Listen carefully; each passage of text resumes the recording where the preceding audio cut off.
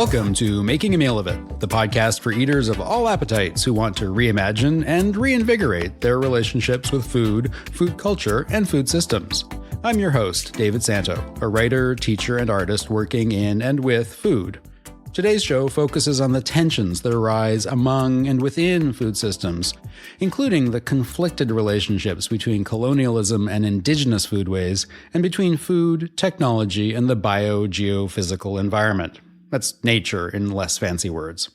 Overall, we're talking about sustainability and fairness and well-being, and the ways in which different worldviews and priorities are at the heart of many food-related and social challenges. But first, tune your oral receptors to this.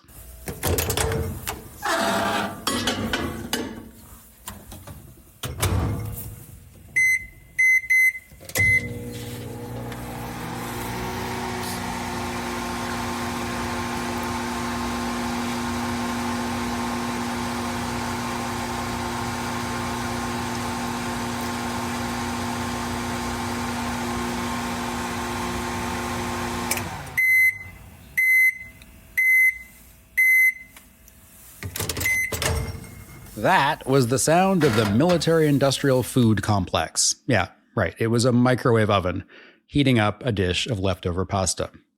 But along with saran wrap, chocolate bars, Corningware, synthetic fertilizers, and a bunch of other kitchen technologies, the microwave oven was born out of military and wartime research and development.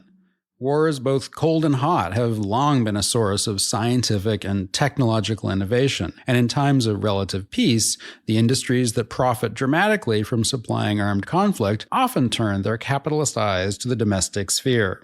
Canned food is another prime example of that. It became a really big part of our industrial foodscape right after World War I when it was introduced to battlefields across Europe. Curiously, the invention of the can opener came after the development of putting food in metal tins. Soldiers initially had to use their bayonets to crack into their field food rations. This episode was originally going to be about that history of food and war and technology. But when I started thinking more carefully about some of the questions I wanted to explore, I realized there are some conflicts that are even more embedded and more fundamental to what's going on with food today. Here in Canada, we are very slowly but steadily working our ways towards building more respectful, more honest, more equitable relationships among Indigenous peoples, communities with immigrant and colonizing heritage, and the regional and federal governments with which we try to manage ourselves. Reconciliation is a long and painful process, and that's partly because we who participate in it generally come from very, very different worldviews and systems of just understanding how things are. At the heart of those knowledge systems are our relationships with the land, air, and water of the places where we live. In one way of seeing things, the land is our mother, our home, our responsibility, and in fact, ourselves.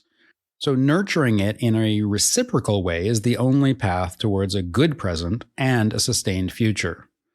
From a more exploitative, wealth-generating worldview, the land is just a resource, one from which we extract value. It's an unending source of wealth and profit. But the problem with that perspective is that it's just wrong. Our lands and seas and airs are not unending resources, unless, of course, they are very, very carefully attended to, cared for, and listened to. But along with production practices that exploit people's labor and dump waste materials back into those same environments, our corporate ways of making food are doing serious damage, in part because they depend on this worldview that simply isn't coherent. So in many ways, the key word for this episode is with, W-I-T-H. With is one of those words that philosophers and artists and theoreticians use to signal reciprocity and relationality, exchange, fairness, balance, and even hope. It's a counterpoint to the idea that humans are in charge of things or at the top of a food chain or a system of control. It's also a challenge to the sense that nature, our biological, geographical, physical ecologies, nature is somehow in service to people and governments and industries.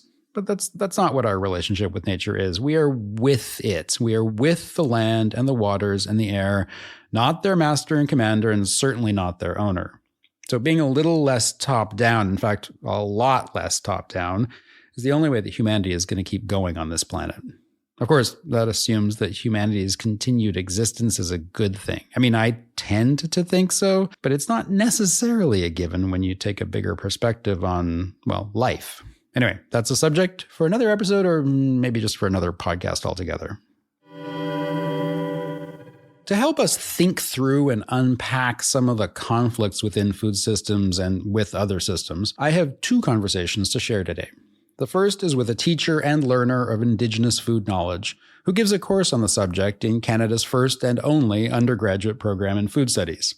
The second is with an artist and science communicator, an activist, a food maker. Yep, that's just one person. And then later, during the Stick This in Your Mouth segment, Maxime and I will eat Christmas cake way out of season. And then we wrap it all up with responses to the food questionnaire from one of the single most inspiring people I have ever met. First up, Jane Claus, the project's coordinator for the Laurier Centre for Sustainable Food Systems and the UNESCO Chair on Food, Biodiversity, and Sustainability Studies. Jane developed and teaches the Indigenous Food Systems course in the Bachelor of Food Studies program at George Brown College in Toronto, Ontario, and she's a registered band member of the Six Nations of the Grand River. Well, Jane, thank you so much for joining me on Making a Meal of It. I am delighted to be talking to you about you and your work. Thanks for being here. Thanks so much. I'm glad to be here. So you teach a course about Indigenous food systems in the recently launched undergrad program in food studies at George Brown College in Toronto. Can you tell me a bit about that and why it's so important for food studies students to be learning about Indigenous food knowledge right now? Yeah, for sure. So it's the first Indigenous food course in that program. So it's definitely an important step. It's also my first experience developing a course of that nature. In terms of the importance, there's, a lot of thinking and writing around the fact that in a settler colonial state such as Canada, learning about Indigenous histories, Indigenous rights are pretty foundational to any educational program, that you can't really say much about Canada without saying something about Indigenous peoples. And within food studies more specifically, these conversations around sustainable food systems, agroecology, regenerative agriculture, these things have really longstanding histories in a lot of Indigenous cultures. And so it's really a disservice to offer a food studies program that doesn't, acknowledge these roots and these foundations. And by that, I mean, a disservice to the students, to the rigor of the program, and then, of course, to Indigenous peoples who deserve that voice and have been fighting for that voice for a long time. Is that something that you see as a positive step forward in the larger world of reconciliation in Canada? For sure. I think that the conversations around reconciliation can perhaps feel demotivating at times for settler positions. And I think within food studies, we can all agree that there's something special about conversations around food. And I think that can definitely bring a special angle into the conversation that can be a great way to help people feel like they can engage in these conversations and have sort of tangible actions and steps forward in that arena. Yeah. And I think, it's hard. This is a hard process and it requires all of us to be engaged in it. But as you say, food is such a useful and emotional and embodied way to come together.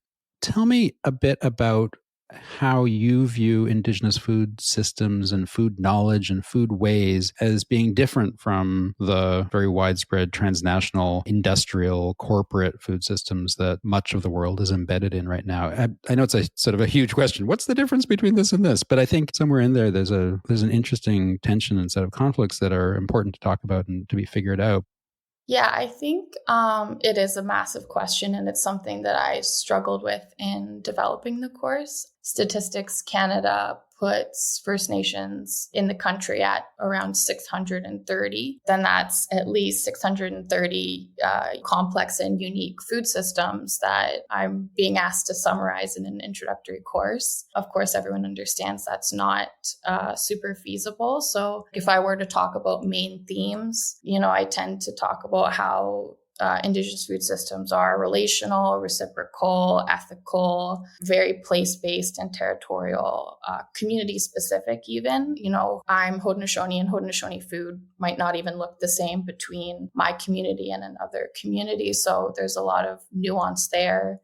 Indigenous food systems are more respectful of the relationship between all things, nature, plants, animals, people, minimally intervening, really concerned with regenerating and reciprocating back what's taken. There's a lot of conversation to be had around the way Western agriculture is very industrial, is very monocrop, heavy on inputs, chemicals, and we don't see those things in traditional Indigenous growing systems. So there's a lot of contrast there.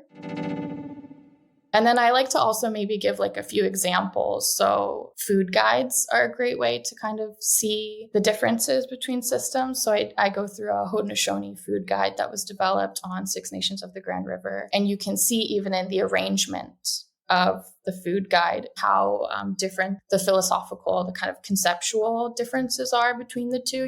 There's an emphasis on connecting food to where it comes from. Yeah, so it's a huge question, but I think those are some of the things that I like to highlight.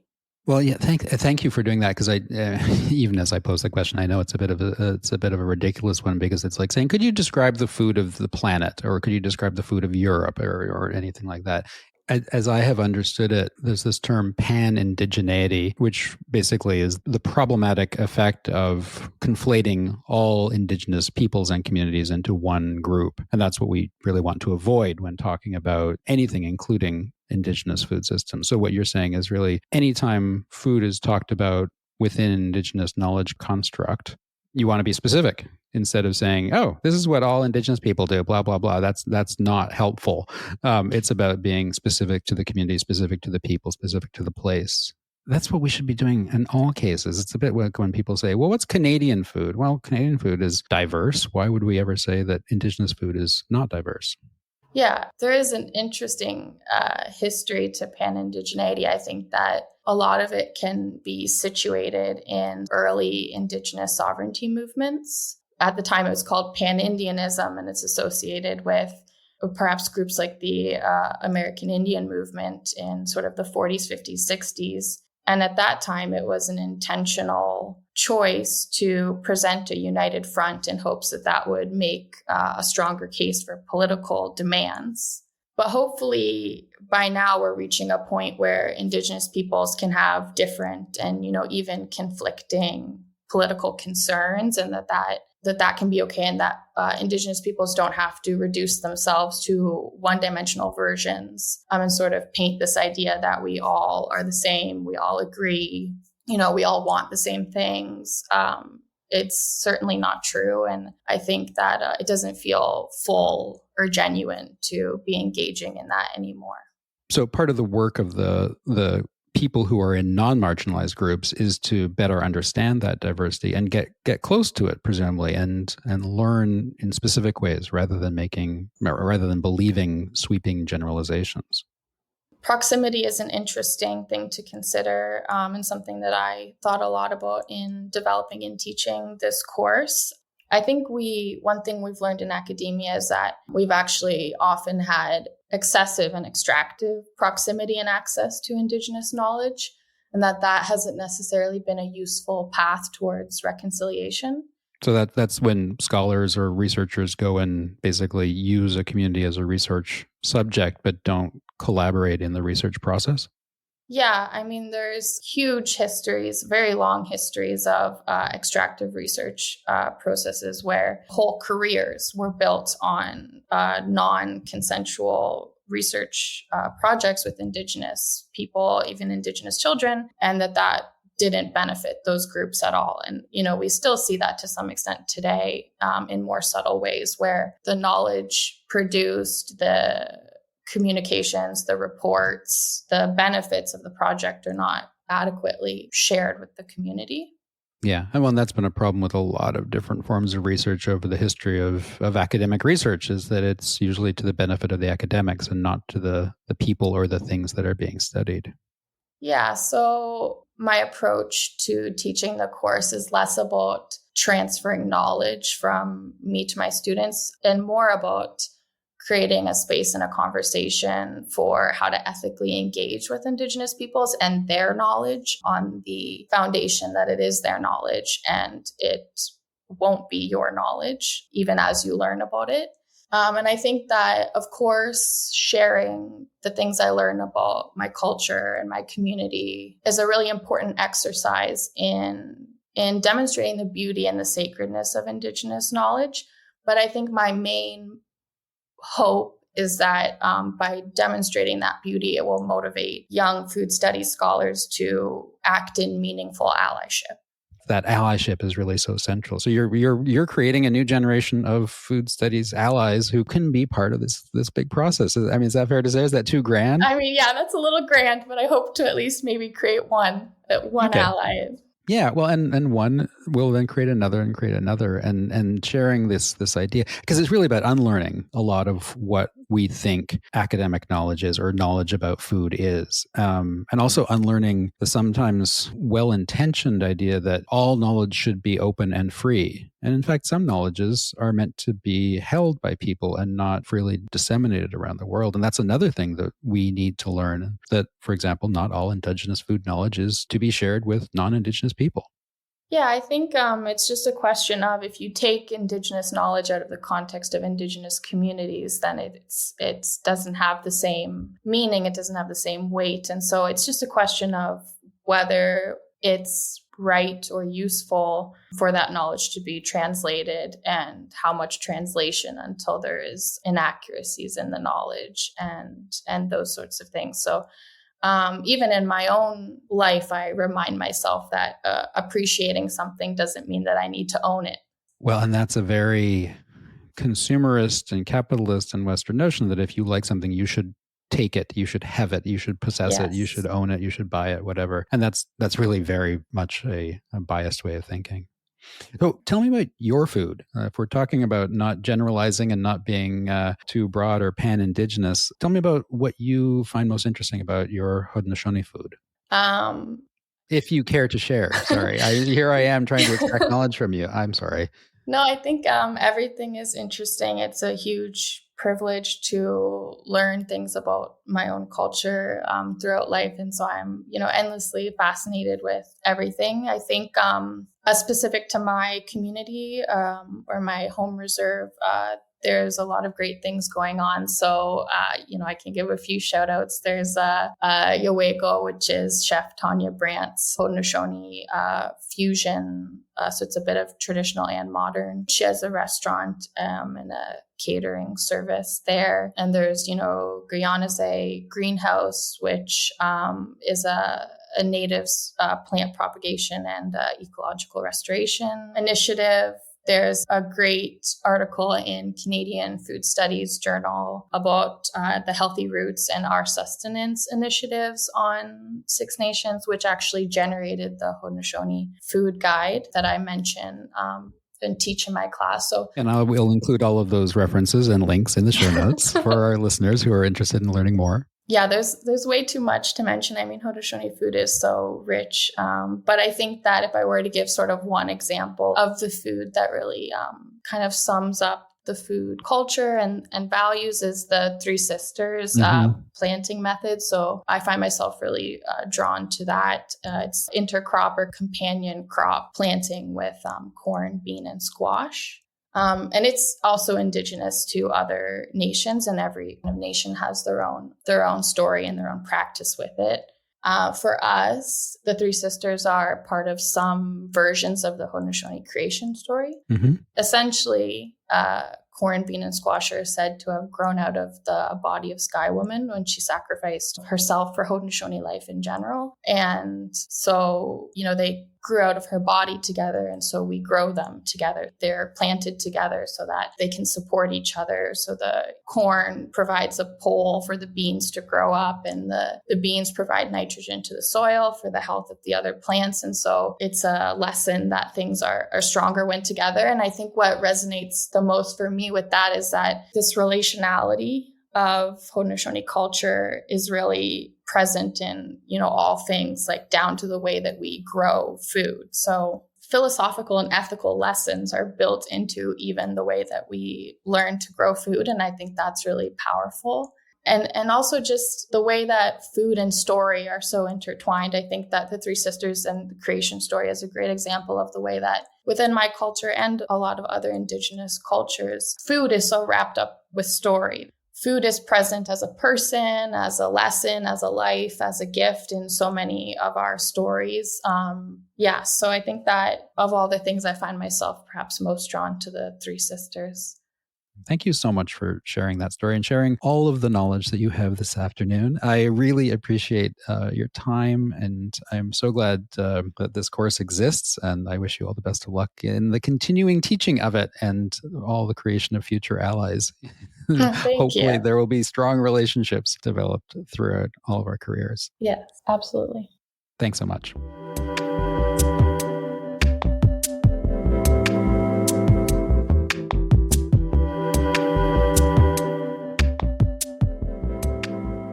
And check out our show notes for links to Jane's projects, including her publications on how improving communications is key to making Canada's seasonal agricultural worker program fairer and more just for temporary farming employees. My next guest is Zack Denfield. Zack is co-founder, along with Catherine Kramer, of the Centre for Genomic Gastronomy, an artist-led think tank that examines the biotechnologies and biodiversity of human and food systems. Since 2010, the Centre's artists have been presenting their research through lectures, performances, publications, meals, and exhibits. By collaborating with scientists and chefs and hackers and farmers, they map food controversies and tensions within food systems, all the while imagining ways to prototype alternative culinary futures. Zack, thank you so much for being here from the Centre for Genomic Gastronomy. Can you just tell me a bit about what that center is all about and why you use the words genomic and gastronomy? Yeah, sorry, the name is not the easiest to say, but when we started 13 years ago now, actually, those were kind of the two topic areas we were most interested in, which was kind of food cultures and the life sciences. So gastronomy we use because we work as artists, and we think of gastronomy as the art of choosing, cooking, and preparing good food. And by genomics, we just mean the interactions between organisms and environments and each other and within themselves, and sort of all of the new tools we have to understand biology at these different scales and levels. Okay, so it's about bringing together two sort of meta concepts, in fact, and putting them together within a rubric of art and creation and play in some ways. Yeah, and I think the two kind of phrases we will use is that we study the organisms and environments manipulated by human food cultures. We also say that we study the biodiversity and biotechnologies of human food systems. Very systemic, in fact, looking at ecologies and things interacting with each other to give a kind of a bigger, more complexified view of the world. Yeah, and I think that because it's food, there's often an edible component, and we're kind of drilling down to that moment where these concepts or these systems manifest as ingredients or recipes or, let's say, restaurants, and then how all that kind of upstream systemic activity has consequences for the downstream experiences we have as eaters. So some not so cheerful subjects, but you actually, in my experience of your work, you infuse an awful lot of humor into what you do. And sometimes it's pretty dark humor, but it is also witty and playful as much as it is serious and critical. I think there's enough challenging things happening in the world that both to keep ourselves sane and to keep ourselves hopeful and moving forward, we need to be able to laugh at the world. And like you said, sometimes it's dark humor and sometimes it's hopefully a joyous humor. And we also find that when people are laughing, they tend to not be able to fall into normal patterns of thinking. Yeah. So tell me about some of the projects that you've been working on lately, or past projects that you have found have been particularly effective and had the impact that you were trying to achieve. Well, I think in terms of what we've been working on lately, we've noticed a shift in our work from the early 2010s, where we were doing a lot of work around critiquing biotechnology and cultures of biotechnology, to more contemporary work where we're kind of obsessed with agricultural biodiversity. So that's like food forests, permaculture, and all kinds of alternative farming. I think in terms of work that we've done in the past that had the impact we want, right away we did a project back in 2010 called Glowing Sushi, where we were looking at the first transgenic fish that you could buy in the US. And there was a lot of hype at that time around Aqua Bounty salmon. So we found this transgenic zebrafish and made a cooking show on YouTube around it. And I think why that was so effective was that some of the advocates for GM technology, some of the hype coming out of industry and some science labs were really confounded. What are these crazy people doing online cooking with this GM fish that nominally is being sold as a pet? And so I think that was a moment where we got to speak to an expert audience who somehow were surprised that people are going to do unexpected things with technology. That started to form an opening or a bridge to inquire more deeply about why so many people around the world are potentially frustrated about GM technology. Because a lot of the experts working in that space, especially if they're not working for the larger corporations, if they're at a university, they feel like they're contributing positively to the world. And they're so surprised why there's this major backlash. And so anyway, so that piece started a lot of to have some of those conversations, in part because it was a very dark humor, but disrupted the assumptions about the sort of savior complex of like GM rice, and then forced the lens back on these other things that GM might be used for. In the past, a lot of your work manifested itself as performance, as texts, as videos, as public interventions. Is that still the way that you communicate the outcome of the project work? We do a lot of workshops in labs and kind of specialty spaces. So those might be universities or science labs or new permaculture or food forest farms. Yeah, we usually try to have an edible aspect of each of our projects. So at least once when a concept is manifest, it's important to us that we pull together actual edible material today to ground ourselves in the world as it exists, and also to ensure that people are putting the art or the experience in their body. They're opting in a way that's not just optic, but that's haptic and physical, digestive. Getting the art in their bellies. Yes. Yeah. And I think the kind of dangerous aspect for us as artists who I think are quite interested in complex ideas and challenging ideas is that everyone eats. And so everyone does feel, and as they should, some amount of expertise about food experiences. But that means that in the act of demystifying sort of cultural experiences, we get all kinds of lovely and sometimes quite confrontational pushback. And so it's just something to be prepared for as we're setting up these environments to sort of play out those different politics and ideas. But it is surprising because it is food and people have like a strong, both cultural and personal experience. They really feel open to talk back and sometimes shout back, so it's been fun, but it can get loud and rowdy. What about the impact on you as artists? This has been a long project that you've been engaged in. You're daily facing some pretty confronting subjects and some pretty tempestuous fields, including that of food systems and technologies and the changes that are going on to the planet. How does it feel to be so immersed in the subject 24/7?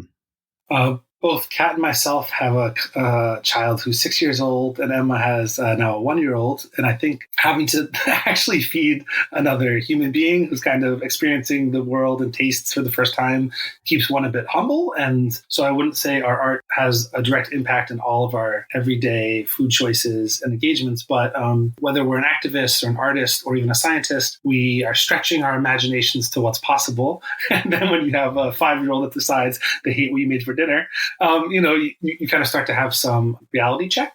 And that's both potentially challenging and frustrating, but then also a lot of fun. But I think one of the things that we can do is act as kind of pollinators. And so as artists, we're allowed into different venues. We're either welcomed or sneak our way into places like high-end biotechnology labs or extremely radical alternative farming sites. And in some cases, these communities don't have a lot in common, nor should they. But in other cases, there's actually some really important connections that need to be made. And I think that's one of the amazing privileges we have, is to go between these different sites and communities of practice and kind of stitch together unexpected collaborations that can hopefully move everything forward in the most incremental way. This sort of moving between spaces and speaking multiple languages is one of the things that I find so interesting about the work that you do, because you speak to artists, you speak to technologists, you speak to hackers, you speak to people in the food world, scientists, and those are communities that tend to have very different languages or very different ways of communicating. But you speak sort of all of those languages, and in many ways, as you said, you pollinate, or you facilitate, you enable collaboration in some cases. How does that work when you're working with people who speak such different languages and you have to be some sort of cultural interpreter? One thing we do is to drop at least one of the languages, I hope, which is art. Maybe what we're doing is less recognizable as sort of explicitly contemporary art practice. What that allows us to do is put forward some of our other skill sets and interests, like experimenting with food, innovation around food, maybe putting forward some of our communication skills. And so our art practice, its purpose is not to communicate science or to communicate activism, but we can foreground some of those skill sets so that we can create these circumstances where different kinds of actors can come together. I think another aspect is sort of reclaiming some of the emotional or subjective ways of being that have been lost in contemporary art. You mentioned dark humor, but there's also a lot of joy and delight, and I would even say beauty, which is like kind of a dangerous word in contemporary art. But I think bringing some of those experiences to the foreground opens up people's willingness to spend time. And so partly what that looks like is crafting really beautiful objects. And so, for example, we do an artist book that we release as PDFs that are Creative Commons licensed that we want to circulate as widely as possible. But we also have really beautifully printed risograph versions that people can hold. And I think that goes for a lot of the work that we do, is actually spending time on the material and experiential aspects so that people will give their attention. And then we'll also be having some of the digital stuff to reach that wider audience and to make sure that there's circulation of those ideas. I find that the lexicon of genomic gastronomy that you've got on your website is just brilliant, because for me, it makes my brain explode with all the concepts that those words, or those invented words, those neologies, just help me think maybe a little bit in the same way that you do. And I'm just curious if you can tell me more about that lexicon, how it came about, and is it being used? Are people picking up on your invented language? Thanks for mentioning the lexicon. It's something I'm really proud of in our practice, and it kind of sits there in the background. One way that we use it is as sort of a sketchbook. And so it's a way to play with language and think about, could this be a thing? And although a lot of visual art tends to say that art is the stuff that maybe language can't do, I think we're creating these neologisms to kind of put a few words together that might be a thing that can't quite yet be described or defined. It kind of guides us if we're thinking about a new project, we're wondering if it slots into any of these previous words or phrases that are in the lexicon. We hope they circulate. So I hope it's presented in that way. And I think one of the reasons it came about was the different communities of practice that we're trying to engage have these really distinct languages, technical language and slang. And so, for example, for about 5 years, we attended a lot of hacker conferences, and we were quite interested to draw from some of the language around phone phreaking and computer hacking and sort of apply that to the food system. Like an observed phenomena from agriculture. We'll hear something at a hacker conference. We'll have this sort of rough idea about like a space of play, and we'll invent a term. And then often for the next year or 2 years, imagine if that term could become instantiated as an artifact or performance in the world. And of course, once you create a word, it exists. It describes a space or an idea or a concept. It makes that idea or concept become realizable. So in some ways, by inventing the word, you also invent the concept. Are there any particular words in the lexicon that you are particularly fond of? So many. I think there's the things like food security through obscurity is really resonating with me now. And that's thinking about shortening supply chains, in part biologically. So creating farms that produce non-fungible plants, so heirloom varieties or even older grains that actually need to be separated from the large grain silos. So I think food security through obscurity is really trying to put in place agricultural practices that do not circulate well and have to stay local. And that's a sort of way that we think about biohacking that's localized and that's sort of anti-capitalist, but is excited about the fact that humans can manipulate their agricultural environments. Last question, maybe hopeful, maybe not so hopeful, and it is about hope. What's giving you hope these days? You mentioned your kids in both of your families, and other ways that you're feeling that the world is not going to hell? We try to get up out of bed every day and work towards that. We've looked at food forests the last year or 2 years, and it's really coming up here in the Netherlands and in Europe in general to create places of community, to capture carbon. And everything works in them except that they're not valued under a capitalist system. But because they're using perennial plants, those connections and that system of planting is there for 5, 10, 50 years, and hopefully the economic system catches up. So right now what gives me hope is people who are working with perennials or other systems that are kind of challenging to something like a monoculture soy field. Food forests have some permanence. They are what persists. And I feel like those kinds of projects that create things that persist means it gives the rest of the system to kind of catch up to the work that they're doing. Zack, thank you for increasing our ways of seeing the world, our ways of understanding the world, and of course, our lexicon of gastronomy, both genomic and otherwise. I really appreciate it. You're welcome. Thank you very much.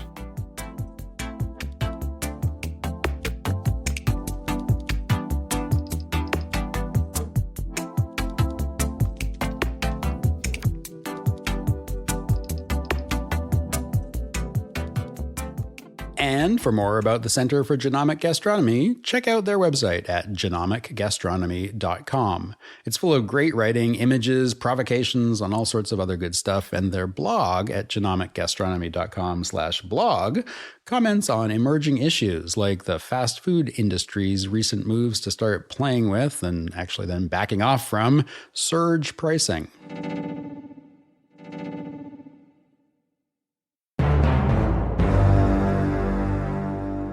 Bonjour Maxime. Bonjour David. Bienvenue à l'épisode Stick This in Your Mouth when we're actually doing Christmas out of season.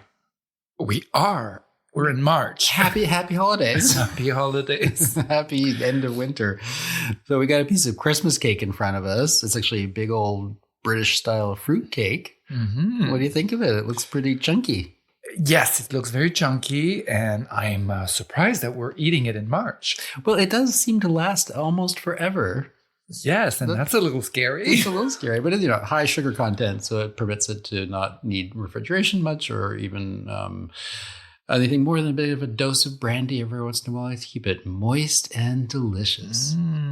What's your history with Christmas cake or with fruitcake in general? I try to stay away from it, but I have a little bit of a history. My granny used to make it for us, and I'm not very fond of it, especially because of raisins. Yes. She put raisins in her recipe, and I think we talked about this in the previous you don't like installments. raisins. I'm not much of a raisin person. No. Well, don't worry. There are no raisins in this recipe, just currants. Ha! So what style of Christmas cake did she make, or fruitcake did she make? It's very vague as a memory, but it was one of those recipes that they would keep part of it and then use it for... Oh, sort of like a sourdough starter? Yes. Yeah. I saw that once in Italy, tomato sauce, the same kind of thing. My former roommate's cousin would always use a tablespoon of last week's tomato sauce in this week's tomato sauce. It was kind of continuing a weird flavor heritage or something. So fascinating. Yes. So, Christmas cake sourdough starter. Yum. Yum. Okay, well, we're gonna try a bit. This is the Christmas cake that my mother's family has historically made. So it's a recipe that dates back, great Aunt Marjorie from 1872 or something like this. And it's full of dried fruit. You can see the chunks of glacé cherries. They're almond chunks. It's all covered in royal icing rather, and marzipan. It's very British. And what makes it British? Well, just this incredible use of a lot of dried fruit, like all the British heritage Christmas desserts, like mincemeat and plum pudding and everything. Where it's basically a representation of wealth, because dried fruit in the era from which these recipes come from was costly. It was part of the British Empire's colonialism efforts to take over the world and extract value from other places where there was more people and land to grow food on. So things like dried fruit became a way to be special because it was costly. But when I eat Christmas cake now, I think, colonial, delicious. I quite like Christmas cake, but it's also a sad story. Anyway, here's a fork. Well, thank you. And take a big old chunk and see what you think. There's a lot of icing on that. That's a lot of icing. Yeah, I'll try to eat a little bit more cake than icing. Okay. Very Christmassy seasonings. Mm-hmm. All those sort of warm spices. Yeah. The cinnamony, nutmeggy. Yeah. It's very, I mean, I know you don't like texture very much. This is very chompy. Like it's very, the dried fruit is quite chunky. And so it's very fibrous in my mouth anyway. Mm-hmm. And it's just it's very dense. It's very kind of moist. There's a little bit, I always find the dried fruits, whatever they are, have a bit of a rubbery texture, just a reminiscent of this, but and that might also contribute to the fact that I'm not a big fan of those types of cakes. Well, lots of people aren't. That's what's so interesting about this kind of cake. I think it's so traditional, and yet often people don't love it.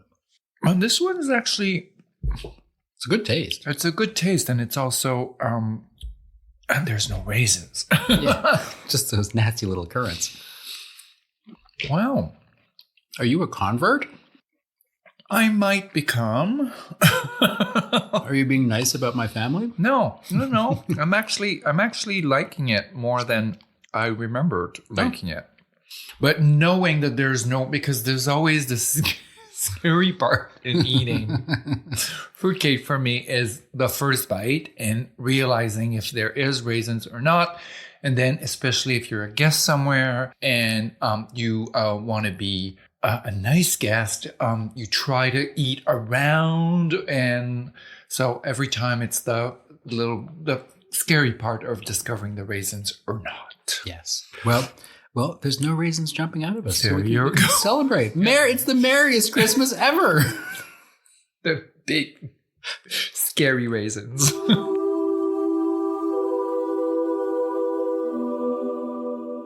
When I was young, my mother always used to decorate the Christmas cake, and I loved watching her do it because she was very good with sort of fiddly little details. And the Christmas cake is usually, it's covered in marzipan and it's covered in royal icing.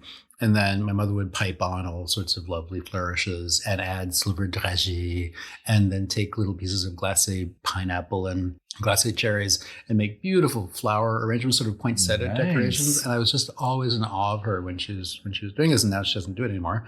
And I took over, but I haven't been in Toronto with my mother's family in a while to make the decorations. So it's sort of bittersweet in a way to eat this cake because it's something I feel very attached to and yet haven't had my hand in.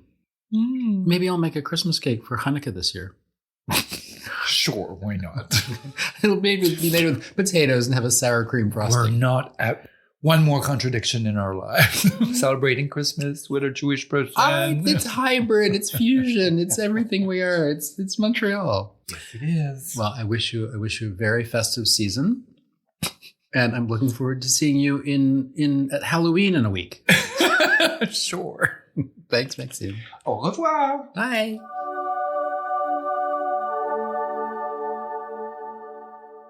One of the great food thinkers of the past generation, the anthropologist Sidney Mintz, once told me, "You want to change food systems? Start a war." It was a shocking and sobering statement to hear from someone so smart. His point, though, was to underline the deep and very problematic connections among military initiatives, technological innovation, economics, and food provisioning. Today, as wars around the world are wreaking havoc on the fundamental act of getting food into people's stomachs, and not to mention the preservation of identity and culture and international supply chains and biodiversity and farmland health, I just can't help but think about how profound Sidney's words were. But war is really a symptom of the fundamental disconnects that exist among different worldviews and the beliefs we hold about what humans are and how we should relate to the places we live, and to each other, of course. Well, it should be evident already to all of us the well-being of humans is completely inseparable from the well-being of the planet. But somehow lots of us seem to think that we can still be wasteful and irresponsible and uncaring when it comes to our food, whether it's getting it, making it, eating it, or disposing it. Looking out for number one, as they say, is kind of baked into the exploitative and extractive mindset of contemporary capitalism and Western colonial thought. But a broader view, such as the one that Indigenous knowledge systems can help enable, shows that if we don't look out for the collective first, it's going to be impossible to look out for number one. But sadly, that broader view just doesn't support the mostly industrial and corporate structures that a lot of us depend on to acquire the food we eat. Something, somehow, I don't know how, but it's got to shift. Maybe seeing through reciprocity and cycles of exchange is a starting point for that shift. Maybe. The traditional knowledges of First Nations, Inuit, and Métis people here on Turtle Island are gradually starting to be better understood by settler, colonial, and immigrant types like me. The ways that humor, art, and taste can speak to our psyches differently than words are also slowly helping to shift our mindsets as well. Yet, people of my generation and those before are also kind of hampered by having been socialized into a world that supports advancing our own needs before that of others. And that, in turn, supports the more exploitative and extractive nature of corporate industrial food making. It's just a very long road to hoe, as it were. But until our differing systems can start to resolve their conflicts, that row will only get longer. So for now, I'm just incredibly grateful for folks like Jane and Zack, people who are part of the growing community, working on reconciling food and knowledge systems. Anyway, that definitely goes for our amazing food questionnaire respondent, whose answers are coming up next. Dr. Amita Kuttner is co-founder of Moonlight Institute, a nonprofit organization that seeks to create frameworks for equitable and just futures. Amita has a PhD in astronomy and astrophysics from the University of California at Santa Cruz.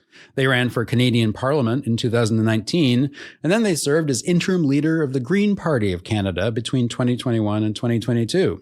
Amita and I met at a Green Party town hall event here in Montreal, and during their explanation of how the Greens do politics, or try to do politics, I just found my mind blown in a whole bunch of ways.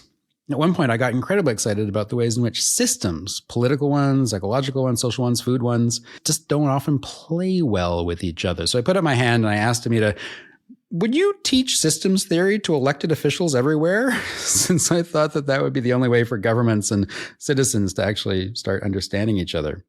I was being partly serious and partly silly, but it did seem to me then like a real solution.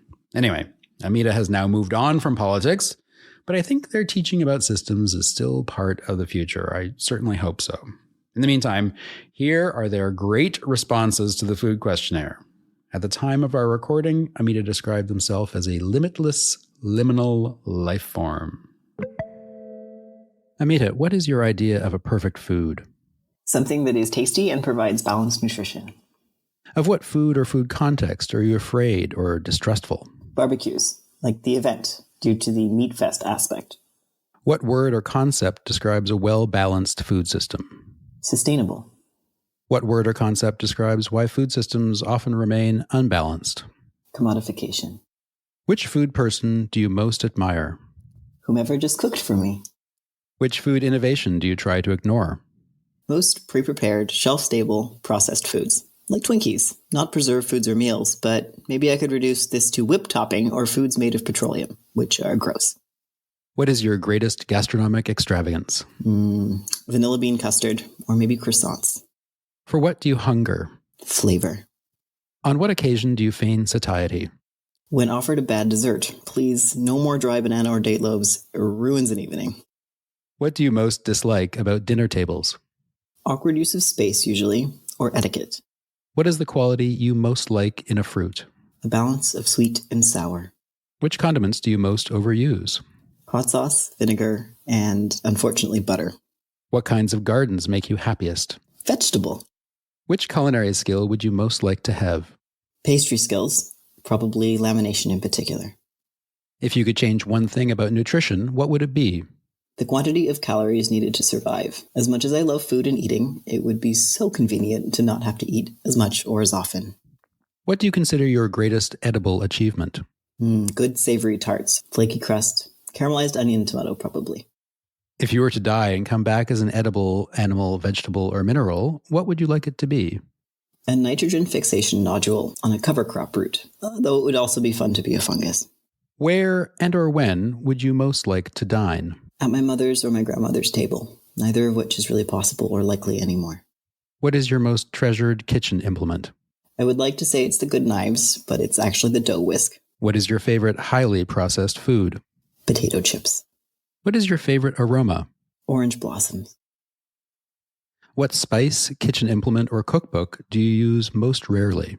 I don't tend to keep things around I don't actually use, so of the ones I keep around, I think it's caraway. Seems to be only for sauerkraut at the moment, but I've been wanting to put it in a rye loaf. Alternatively, it's the piping bag. What do you most value in your friend's food? Love. Who are your favorite food writers? Michael Pollan and Mark Bittman, and if I may, Barbara Kingsolver. Who are your favorite food celebrities? Alexis Nicole Nelson, aka Black Forager.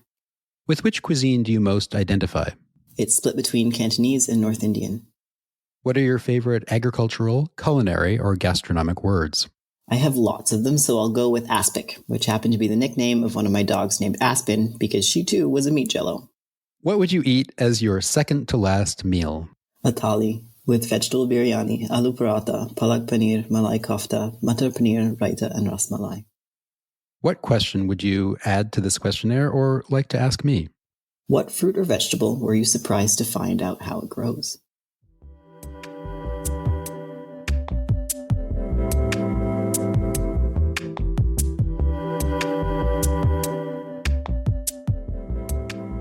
And that wraps it up for now. Limitless and more than liminal laureates to my lovely guests, Jane Claus, Zack Denfield, and Amita Kuttner. Thanks as always to Maxime Giroux for his good cheer and occasional fear when sticking strange and sticky things in his mouth, and my respect and regards to the lands, waters, and living beings of Tiohtià:ke, also known as Montreal in the colonial tongue. It is a place that has long been cared for by the Kanien'kehá:ka Nation, and today many people are sorting things out in multiple ways. May those of us who live here now continue to do our best to be thoughtful and non-conflictual stewards and custodians of this place. For notes and links, check out makingamealofit.com or follow us at Making a Meal Podcast on most social media platforms. And it's great to hear from you too. Please tell me about what you're doing and thinking and the ways that your worldviews are evolving. Next week, we have conversations with people who have spent a lot of time figuring out how media and technology play with food and cooking. And on the menu, we've got food porn, celebrity chefs, digital sensors, artificial intelligence, and science fiction. Quite the mouthful. Join us, won't you? In the meantime, as so many have said before, chi chi chi and heit Gold malted.